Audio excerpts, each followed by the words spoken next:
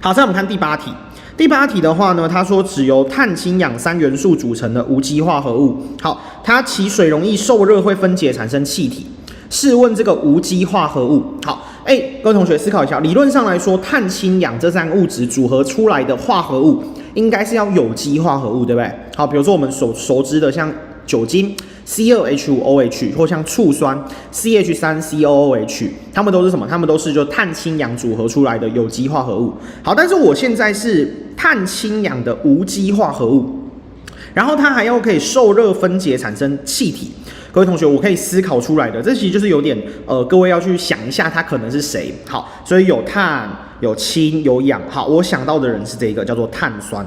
可以吗？各位，碳酸这个在就是旧课纲里面的沉淀表当中有强调过，就是它们受热分解，它会可以产生气体，或者在酸性环境当中可以产生气体，就是碳酸根这个东西。好，所以碳酸这个家伙呢，它受热分解出来，它可以产生水跟2氧化碳。可以吗？好，所以可以产生气体哦。那试问这个无机化合物的摩尔质量，也就是要求这个碳酸这个家伙的摩尔质量。好，去把它加在一起之后呢，你会发现它的摩尔质量就是它的摩尔质量等于62分子量。好，所以答案的话呢，我们就选1。好，答案我们就选1。